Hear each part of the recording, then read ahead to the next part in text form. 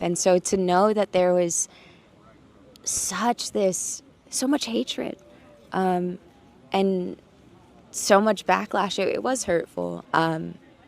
So yeah, and I feel like those same people that were hating are gonna play that game, and guess what? They're gonna love it. So... Wrong! What is up, space pirates? This is your Admiral, the decidedly debonair Dr. Disaster, and Naughty Dog has long been one of those companies that stood at the forefront of progressive, shitlib values being pushed into entertainment. Can't you stop your lips from flapping for 2 little minutes? It didn't matter how much we told them that we didn't want to hear their crap.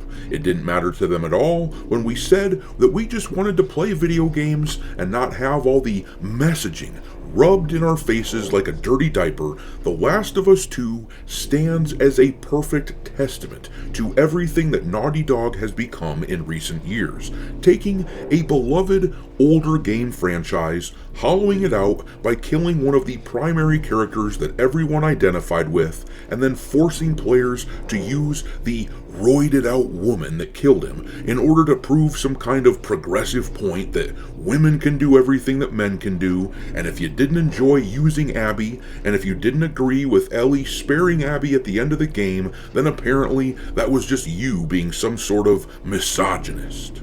Guilty on all charges, Your Honor. And of course, they injected LGBT relationships all over the story of The Last of Us 2, and in the Last of Us TV show, they had entire episodes that were basically all about same-sex relationships. This is a studio that has made it their priority to lecture the world about left-wing social justice shit at every turn. Everybody's always gay with you. So my question then is, why the hell did this just happen? The image on the screen here comes from a little clip that has been circulating on social media, which comes directly from Naughty Dog themselves in a video celebrating their 40th anniversary. And in the image, you can see a person with a shirt that has a blurred out image on the front, and everyone has noticed that this image looks very much like a rainbow pride flag of some kind. The gal wearing the shirt certainly looks like someone who would support that cause. So once again, I have to ask, why? For what reason would Naughty Dog suddenly have to hide something that they have strongly embraced so recently? And the optimistic side of me is hoping that the answer is that they want to distance themselves from this. In other words, I am hopeful that they have decided to flee this crap. Get me the hell out of here!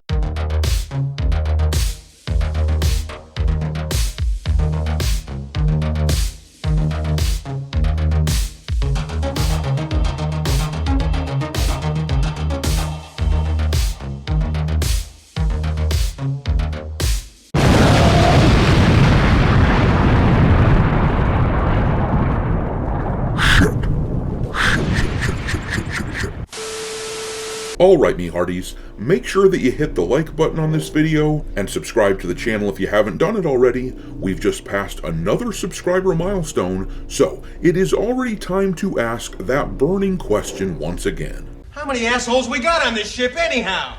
Yo! We now have 172,000 space pirate a-holes in this buccaneer crew of ours, and as is the custom on this channel, with every 1,000 subscribers, we add a new ship to the fleet in order to house the newcomers. This time, one of you recommended that we go with the Asgard Mothership from Stargate, which you can see here.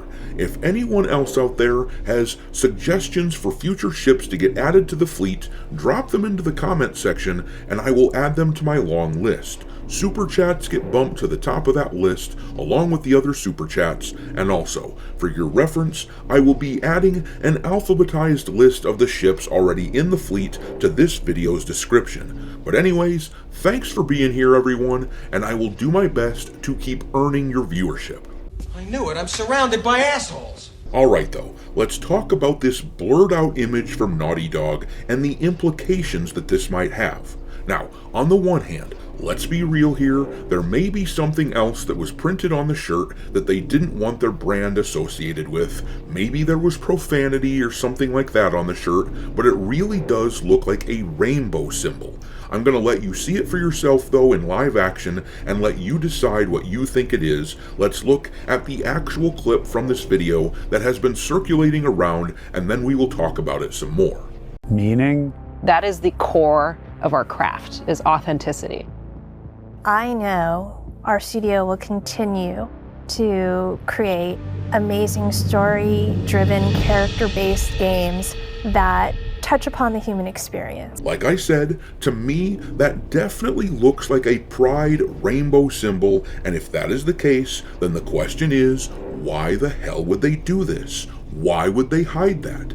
And the answer is, in my view, that they have likely finally noticed the effects of their incessant activism, and they want to be rid of it. This past spring, they really effed around and found out with Season 2 of The Last of Us TV show. Take a look at the Rotten Tomatoes score for the second season. The audience absolutely hated it as soon as the story from the first game ended and the story for the second game began. And if you look here, you can see that even the mainstream media had to admit, after a month or so of trying to build it all up and make the show sound like it was just as popular as ever, they had to admit in the mainstream media that the viewership for the show tanked, which it absolutely did. People checked out of the show for a variety of reasons.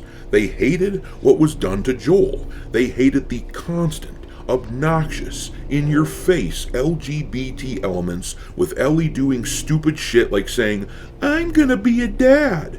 And on that subject, everyone quickly realized that the potato, aka Bella Ramsey, does not have the screen presence to be an action star. She looks hilarious on screen, firing guns and pretending to be some kind of a badass. In a nutshell, all of the stupid shit from that second game, which gamers hated on for years, was revealed to be hated by the general audience as well. For a long time, Naughty Dog got to hide behind the cover of the millions of copies that The Last of Us 2 sold when it came out, saying that anyone who didn't like the game was clearly just some fringe minority because we sold millions of copies. But in reality, there were a ton of people who were fooled into buying that game. There were a ton of people who didn't listen to warnings and bought the game because they loved the first one so much and they regretted their purchase right after buying it. That second game rode on the coattails of the first game quite clearly.